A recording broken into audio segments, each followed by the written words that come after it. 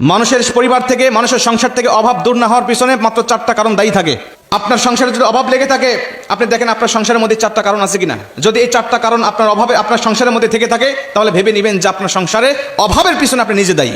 তার মধ্যে প্রথম নম্বর কারণ হলো ওই সংসারের মানুষেরা আল্লাহর শুকরিয়া আদায় না করা। আল্লাহ পাকের শুকরিয়া আদায় করে আল্লাহ পাক বলেন, লা ইন শাকারতুম লা আযীদান্নাকুম ওয়া লা ইন কাফারতুম ইন্না আযাবি লাশাদীদ। যে ব্যক্তি আমার শুকরিয়া আদায় করে, আমি আল্লাহ পাক তার নিয়ামতকে বাড়িয়ে দেই।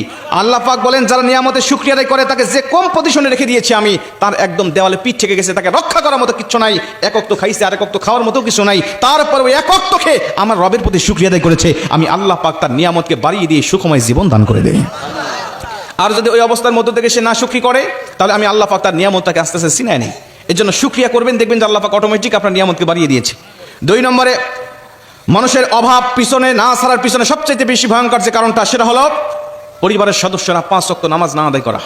এবং হাদিসে এটাও এসেছে, অনেক মানুষ নামাজ পড়ে কিন্তু মনোযোগের সাথে নামাজ না পড়া। এটা হলো অভাবের আরেকটা কারণ। আপনি 5 ওয়াক্ত নামাজ পড়বেন কন্টিনিউ এবং মনোযোগের সাথে নামাজ পড়বেন, আল্লাহ পাক আপনাকে উত্তম রিজিকের ব্যবস্থা করে দেবেন।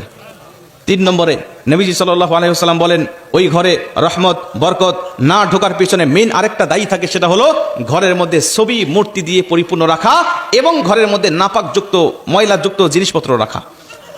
কয়জন ব্যক্তির ঘরে এরকম আছেন যার ঘরে ছবি নাই, মূর্তি নাই? এরকম কয়জন ঘরের ব্যক্তি দেখাতে পারবেন বলেন? অধিকাংশ মাহফিলে গেলে আমাদেরকে ঘরের মধ্যে বসতে দেয়, দেখি দেওয়ালে চতুর্দিকে ছবি টানানো আছে, নিজের ছবি, বাবার ছবি, দাদার ছবি, 14 পুরুষের ছবি টানানো আছে, নেতার ছবি, পশু পাখির ছবি, বিভিন্ন ছবিগুলো টানিয়ে রেখেছেন ঘরের মধ্যে। নবীজি বলছেন, যে ঘরে ছবি মূর্তি থাকে ওই ঘরে রহমতের ফেরেশতা প্রবেশ করে না। আর রহমতের ঘরের ফেরেশতা থেকে যে ঘরটা শূন্য, ওই ঘরের মানুষেরা কখনো রিজিকের অভাব থেকে কখনো মুক্ত হতে পারে না। জোরে কর নাউজুবিল্লাহ। এজন্য যার ঘরে ছবি মূর্তি আছে, আজকে মাহফিল থেকে যাওয়ার পরে 1ম নম্বর আমল হবে আপনার ঘর থেকে ছবি মূর্তি নামিয়ে ফেলবেন। রাজি আছেন তো ইনশাআল্লাহ? 3 নম্বরে নবীজি বলেন, 4 নম্বরে নবীজি বলেন, ওই ঘর থেকে অভাব দূর না হওয়ার পিছনে মেইন যে কারণটা, সেটা হলো ঘরের মানুষেরা মিথ্যা কথা বলা, মিথ্যার চর্চা করা। আমরা মিথ্যা ছেড়ে দেবো ইনশাল্লাহ। নবীজি বলেন, সাহাবীরা জিজ্ঞাসা করলেন, ইয়া রাসূলুল্লাহ, কোনো বখিল কি কখনো মুমিন হতে পারে? নবীজি বলছে, হ্যাঁ, বখিলও মুমিন হতে পারে। আবার সাহাবীরা প্রশ্ন করলেন, ইয়া রাসূলুল্লাহ, কোনো কাপুরুষ কি মুমিন হতে পারে? নবীজি বলছে, হ্যাঁ, কাপুরুষও মুমিন হতে পারে। সাহাবীরা আবার প্রশ্ন করলেন, ইয়া রাসূলুল্লাহ, কোনো কাযযাব মিথ্যাবাদী কি কখনো মুমিন হতে পারে? নবীজি বলছেন, ক্বালা লা, কখনো নয়, কোনো মিথ্যাবাদী কখনো মুমিন নয়। কারণ যখন কোনো ব্যক্তি মুমিন মিথ্যা বলে, তখন তার নামটা মুমিনের খাতা থেকে কাটা হয়ে যায়। এজন্য মিথ্যা কথা পরিহার করবো ইনশাআল্লাহ। আল্লাহ আমার রিজিকের মধ্যে বরকত দান করবে, আমার সংসারের মধ্যে বরকত দান করবে, জীবনের মধ্যে বরকত দান করবে, হায়াতের মধ্যে বরকত দান করবে ইনশাআল্লাহ। আল্লাহ এই 4টি কাজ থেকে আমাদেরকে বিরত থাকার তৌফিক দান করুক। জোরে বলেন আমিন। আরেকটু জোরে বলেন আমিন। আমরা অনেকেই নামাজ পড়ি কিন্তু মনোযোগের সাথে নামাজ পড়ি না। আসি না এখানে?